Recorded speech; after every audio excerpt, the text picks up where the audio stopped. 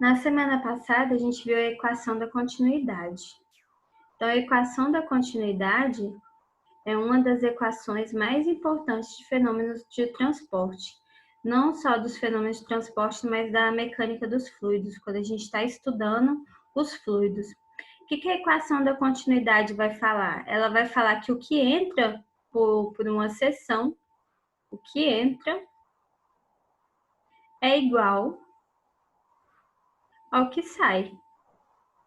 Como assim, professora? Então, se eu tenho aqui um encanamento, um escoamento de um fluido, tudo que entra por uma seção vai ter que sair do outro lado. Então, a massa que entra aqui, ela vai ter que sair completamente do lado de cá. Por quê? Porque nesse meu sistema aqui, nesse meu volume de controle, eu não estou inserindo massa. Então, se eu não estou inserindo massa, não tem como essa massa aumentar. E eu não estou destruindo, porque a massa é indestrutível. Então, se ela entra por uma seção, ela vai ter que sair por outra. Então, quando a gente fala em entrar e sair, a gente fala basicamente de um fluxo.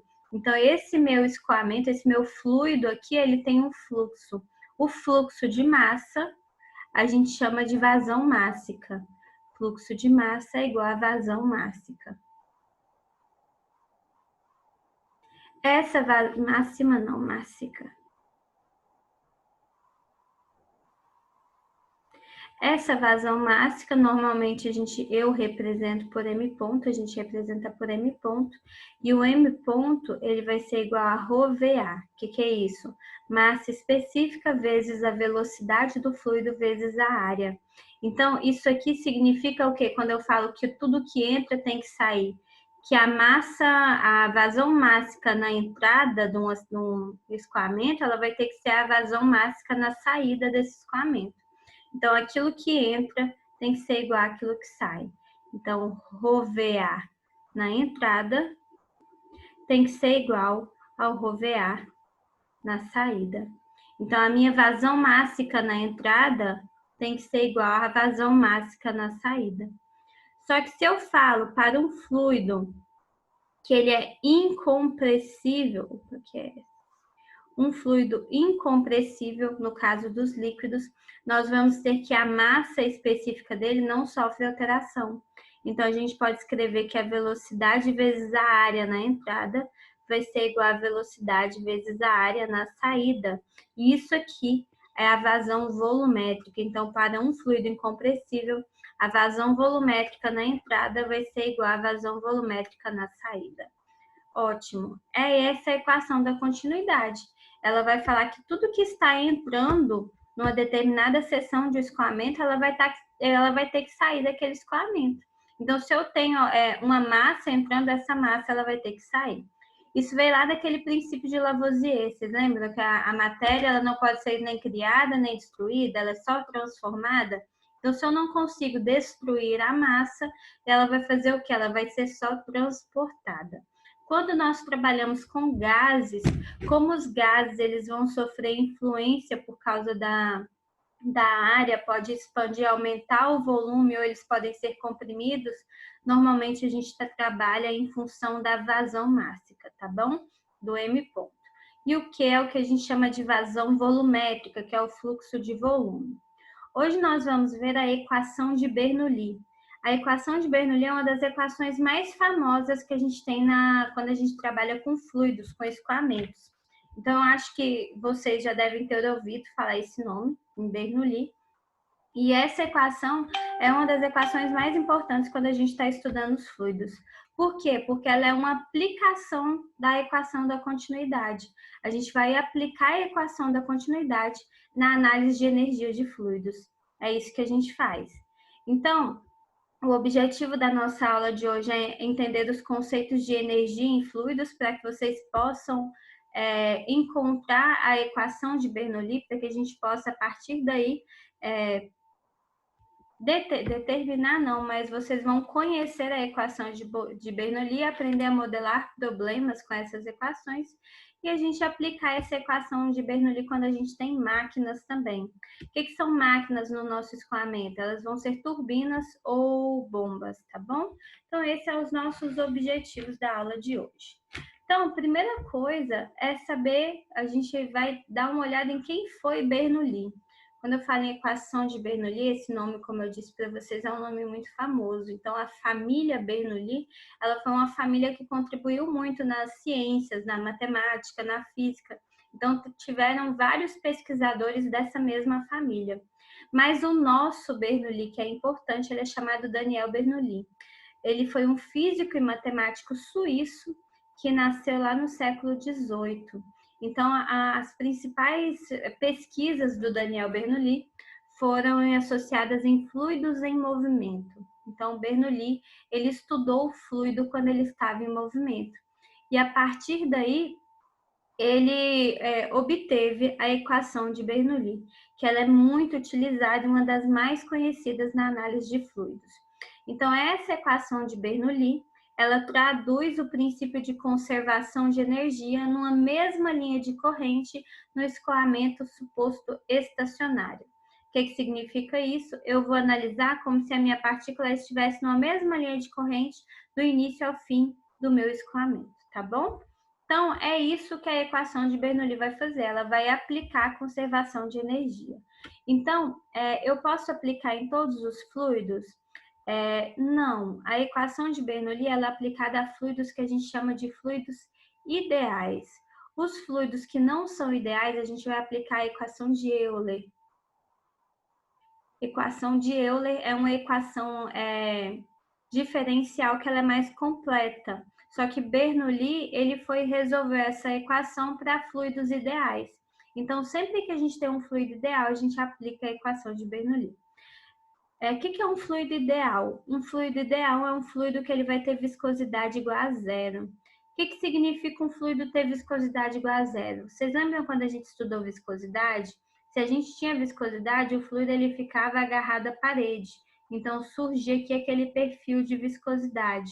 Ou era um perfil assim linear, ou a gente podia ter aqueles perfis parabólicos. Tudo isso de acordo com a viscosidade do fluido. Quanto maior a viscosidade, mais o fluido fica agarrado aqui, maior vai ser esse diferencial que a gente tem aqui de velocidade. Então, quando nós temos um fluido ideal, eu não tenho esses perfis acontecendo. O que vai acontecer com o fluido? Eu vou ter como se fosse aqui toda uma parede de fluido se movendo, porque eu não tenho aquele princípio aqui o princípio da aderência. O fluido ele não vai aderir porque ele não vai ter viscosidade. Existe fluido sem viscosidade? Não, não existe, porque todo fluido, independente de qual seja, ele vai apresentar uma pequena taxa de cisalhamento. Então, ele vai apresentar uma viscosidade. Por mais pequena que essa viscosidade seja, ela irá existir, tá bom? Mas o que existe então? Existem alguns escoamentos que a gente vai falar que os efeitos viscosos, que é esse efeito devido à viscosidade, eles são muito pequenos. Como esses efeitos são muito pequenos, eles não vão influenciar nas variações de pressão do fluido. Então, a viscosidade do fluido ela não vai influenciar o escoamento. Mesmo existindo essa viscosidade, ela é muito pequena, então não influencia o restante do escoamento. Por isso que a gente pode aplicar a equação de Bernoulli, tá bom? Então, na maioria dos fluidos, a gente pode usar a equação de Bernoulli sem medo. E ela foi desenvolvida para os fluidos que são chamados fluidos ideais. Até aí, tudo bem?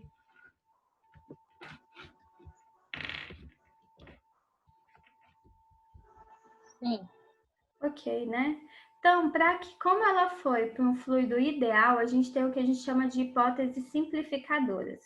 O que são essas hipóteses? São aquilo que a gente tem que considerar para um fluido para que a gente possa aplicar a equação de Bernoulli. A hipótese simplificadora primeira é que seja em regime permanente. Então, o escoamento tem que ser em regime permanente. O que significa um escoamento em regime permanente? As propriedades não dependem do tempo. Então, propriedades não dependem do tempo. Primeira coisa que a gente tem que observar é isso. O meu regime é permanente ou eu estou trabalhando em regime transitório? Se eu estiver trabalhando em regime transitório, eu não posso usar a equação de Bernoulli, ela não vai descrever aquele fluido para mim. Mas se eu estiver trabalhando em um regime permanente, posso aplicar sem medo.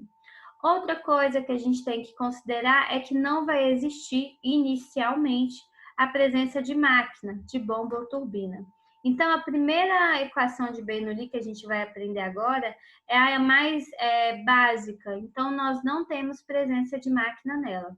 Na segunda parte da aula, a gente vai trabalhar com a equação de Bernoulli com máquina, tá bom? Então, não temos presença de máquina, não vai existir perda por atrito, porque eu não tenho viscosidade. Por não ter viscosidade, eu não tenho perda por atrito.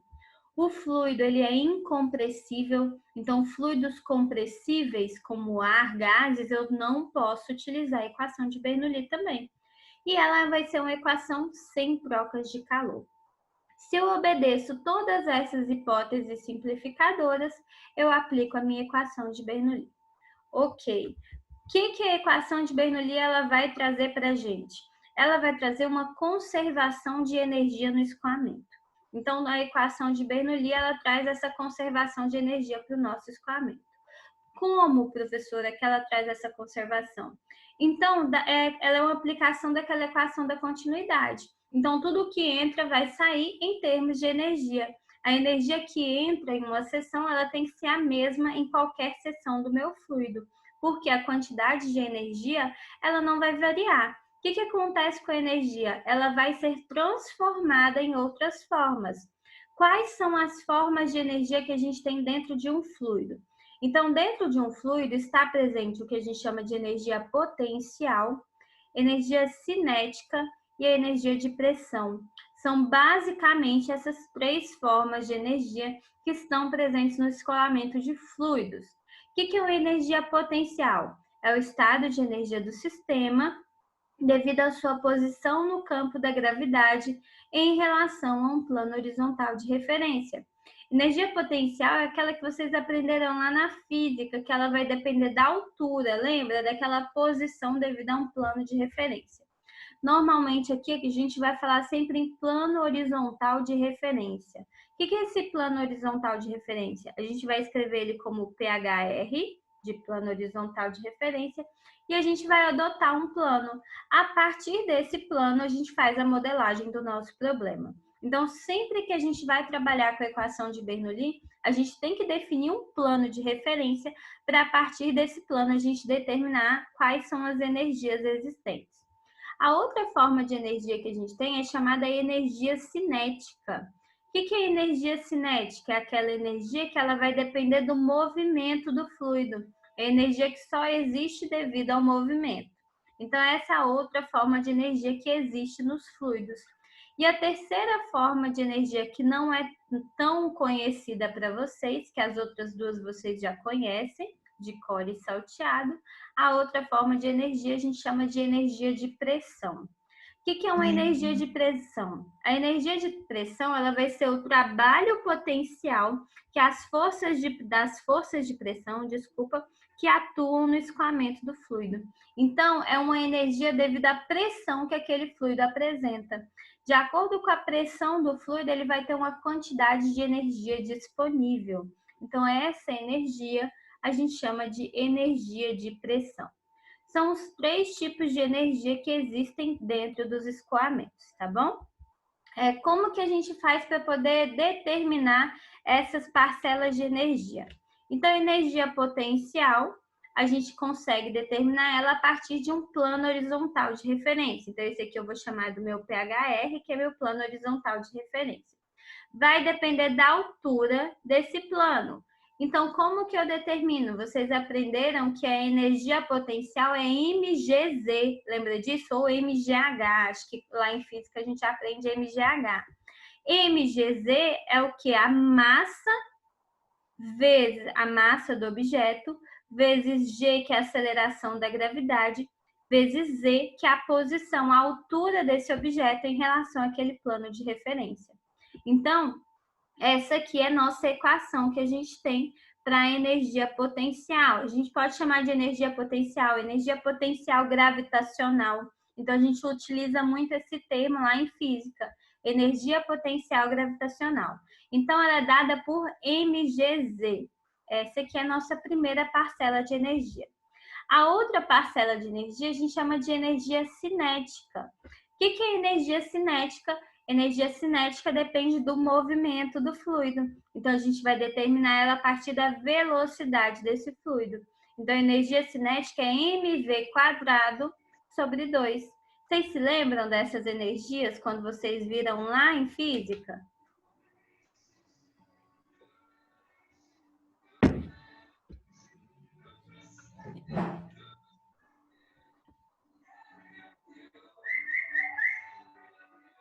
Sim, né? Então, mv² sobre 2 é energia cinética, mgh ou mgz, energia potencial, tá? E o potencial de pressão? O que é essa energia potencial de pressão? A energia potencial de pressão, ela é dada através daquela pressão que o fluido ele pode obter. E a gente determina ela a partir dessa equação aqui. A energia de pressão ela vai ser G vezes P sobre gama. O que é G? G vai ser aquela força, a força peso. P sobre gama vai ser o quê? A nossa parcela como se fosse aquela altura da nossa coluna de água. A gente sabe o quê? Que a pressão em um ponto do fluido ela pode ser determinada por gama vezes H, peso específico vezes a altura. Então, se eu quero achar qual que é a altura dessa camada de fluido, não, né? Dessa coluna de fluido, é só eu fazer P sobre gama. Aí eu acho qual que é a altura da coluna de fluido. Então, a minha energia de pressão, ela é obtida a partir dessa equação aqui. G vezes P sobre gama. A força-peso vezes P, que é a pressão naquele ponto do fluido, dividido pelo peso específico do fluido. Então, essa energia que ela vai depender do peso específico do fluido que a gente está trabalhando, tá bom? São as 3 formas de energia que a gente tem. Então, suponhamos aqui que nós tenhamos uma seringa. Por exemplo, essa seringa aqui a gente tem uma quantidade de fluido, eu vou apertar. O que acontece quando eu exerço uma força sobre um êmbolo? Em cada seção dessa, que eu tenho uma seção que é a seção 1, seção 2 e seção 3, a quantidade de energia em cada uma dessas seções, ela vai ser a mesma. Eu tenho a mesma quantidade de energia no ponto 1, no ponto 2 e no ponto 3. Porque eu falo que no escoamento a quantidade de energia ela se conserva. Mas o que vai acontecer? No ponto 1 eu tenho uma pequena energia cinética, porque o meu movimento é pequeno. Não tenho energia potencial, porque eu vou definir aqui como meu plano horizontal de referência. E eu vou ter uma grande energia de pressão, porque o que está forçando que o meu fluido saia, que é a pressão. Eu tenho uma pressão muito grande desse lado de cá. Quando eu estou na minha seção 2, que eu tenho essa área menor, o que acontece com a velocidade? Se eu tenho uma área maior, para sair a mesma quantidade de fluido aqui, eu vou ter que aumentar a velocidade. Aumentei a velocidade, então aqui eu vou ter uma grande energia cinética, uma pequena energia potencial, porque eu tenho uma altura em relação ao meu plano horizontal, então eu vou ter energia potencial. E uma energia de pressão igual a zero.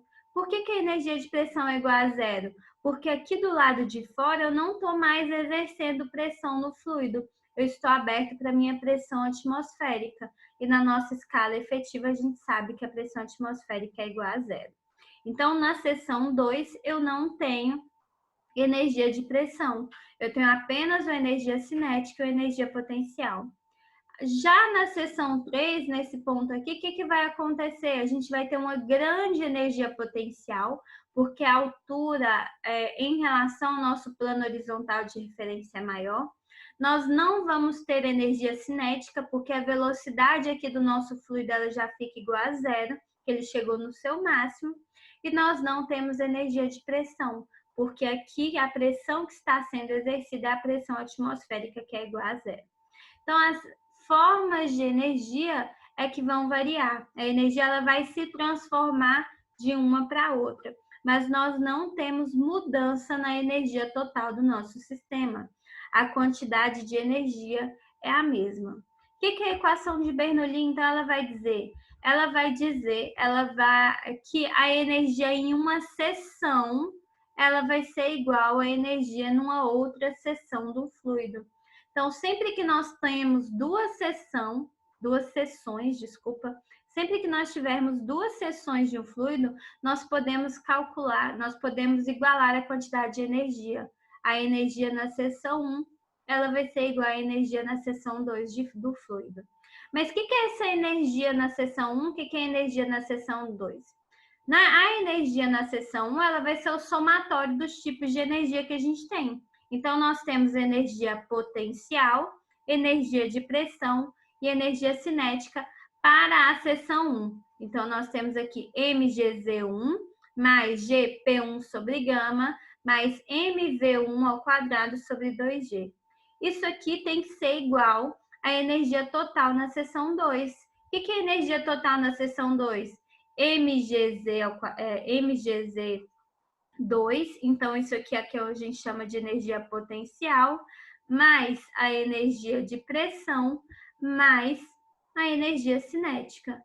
Então, as minhas parcelas de energia, elas são somadas e igualadas. Então, a energia na seção 1 vai ter que ser igual àquela quantidade de energia na seção 2. Ótimo, mas como que eu chego disso aqui, então, na minha equação de Bernoulli? Olha comigo, eu tenho aqui mg não é igual ao peso? Então, mg é igual ao peso, aqui eu já tenho peso. Se eu multiplico aqui por g e divido por g, eu vou ficar com peso aqui em cima também. Então, eu vou fazer com que todas essas sejam em função do peso. Olha aqui, gz1 mais gp1 sobre gama, mais g, que é aquela força-peso, mg, V1 ao quadrado dividido por 2 sobre G, que é a gravidade, esse Gzinho aqui. Quando a gente faz isso aqui, eu tenho todas as minhas parcelas de energia em função da força-peso. Se eu tenho em função da força-peso, o que eu posso fazer? Eu posso dividir cada parcela de energia pela força-peso. Quando eu divido as parcelas de energia, a energia dividido pelo peso, a gente chama de carga. Sempre que eu faço a energia dividido pelo peso, eu vou ter uma carga.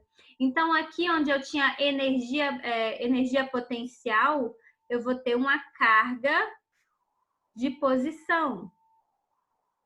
Aqui onde eu tinha energia de pressão, eu vou ter uma carga de pressão. E onde eu tinha energia cinética, eu vou ter uma carga cinética, ou uma carga de velocidade. Então, eu vou dividir as minhas parcelas de energia pela minha força-peso. Quando eu faço isso, eu tenho como resultado a equação de Bernoulli. Então, essa bonitona aqui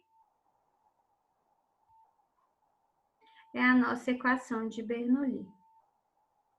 Então, a equação de Bernoulli, ela vai falar que a carga de um lado, a carga em uma seção, ela vai ser igual à carga em outra seção. A carga total, a gente representa a carga por H. H1 vai ser igual a H2. A carga total na seção 1 vai ser igual à carga total na seção 2. Então, Z1 mais P1 sobre gama mais V1 ao quadrado sobre 2G vai ser igual a Z2 mais P2 sobre gama mais V2 ao quadrado sobre 2G. Essa é a nossa equação de Bernoulli. Então, as cargas, elas vão ser, como eu disse para vocês, elas vão depender do nosso fluido. Então, nós temos uma carga de posição. O que é a carga de posição? Ela é representada por Z. O Z vai ser a altura que a gente tem, vamos considerar aqui a nossa seção 2. Nossa seção 2 está bem aqui, ó. A minha carga, ela vai ser a altura que eu tenho em relação a um plano de referência. Aqui é o meu plano horizontal de referência. O que vai ser a carga de pressão? A carga de pressão numa seção, ela vai ser a pressão naquele ponto dividido pelo peso específico. Isso vai me dar uma carga de pressão.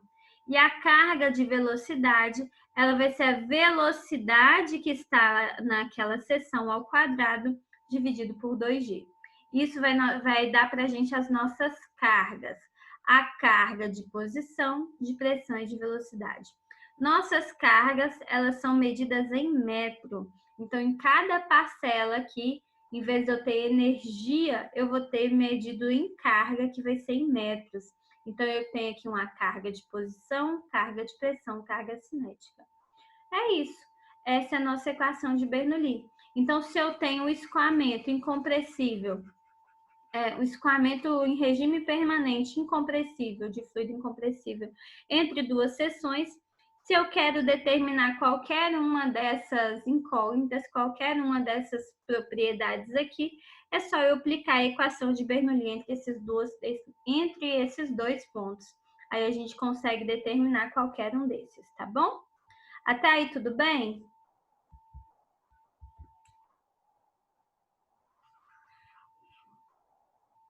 Tranquilo, né? Então, vamos lá, vamos fazer nosso primeiro exemplo. Então, exemplo 1, reservatório de grandes dimensões. Determine a velocidade do jato de líquido na saída do reservatório de grandes dimensões mostrados na figura. Dados, massa específica do H, que era para ser da água, tá? Tá errado isso aqui. Massa específica da água, 1.000 kg por metro cúbico e G 9,8 metros por segundo ao quadrado. Então, nós temos aqui esse reservatório. Nós temos que determinar o quê? Qual que é a velocidade do jato aqui na saída. Então, se a gente tem que determinar a velocidade aqui na saída, vamos definir essa seção aqui como nossa seção 1. E essa seção aqui de baixo vai ser o que a gente vai chamar de seção 2. Primeira coisa que a gente tem que fazer é aplicar a equação de Bernoulli. O que é a equação de Bernoulli? Z1 mais V1 ao quadrado sobre 2G mais P1 sobre gama vai ser igual a Z2 mais V2 ao quadrado sobre 2G mais P2 sobre gama. Essa é a nossa equação de Bernoulli. Vamos achar as nossas, o que a gente tem de informação. Z1, o que é Z1? A altura em relação a um plano de referência. Então, se a gente adotar a referência como sendo o centro aqui da saída do escoamento, o que vai valer o nosso Z1? Z1 está aqui, ó. Então, ele está em cima do plano de referência. Z1 vai ser igual a 0. E Z2? Z2 vai valer quanto? A altura que a gente vai ter da seção 2 em relação ao plano de referência. Então, a minha seção 2 está bem aqui. Metros. Então, a nossa altura, 5 metros. Depois, a gente tem que determinar o quê? Pessoal, a gente vai cair agora. Então, eu já vou finalizar que a gente continua, tá? Que aí eu recomeço esse exercício aqui para a gente começar, para a gente ficar só no exercício, ok?